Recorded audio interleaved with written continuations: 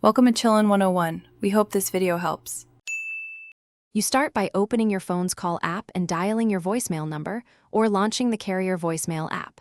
Enter the default PIN if you haven't set one yet. You'll change it later. Once done, listen for prompt options and press the keys indicated for setup. Make sure to use your device's primary SIM slot if prompted, because carriers tie voicemail to that line. If a prompt asks to record your name or greeting, choose Greet Now. You'll refine it in the next step. You'll record a greeting that states who you are and what callers should do. Speak slowly and stop if you need to re-record. After saving a greeting, change the default PIN to a unique 4-6-digit code. This secures your messages and prevents accidental resets. Then enable visual voicemail in the carrier app or phone settings, because visual voicemail gives you message previews and easier management.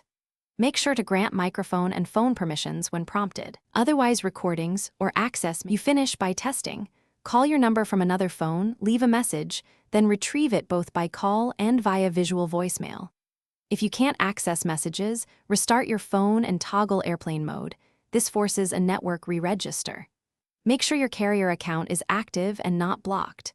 If problems persist, reset your voicemail password through carrier support, clear the carrier app cache, or install available OS updates. These steps usually resolve protocol or authentication errors. Thanks for watching. Consider subscribing if we helped you.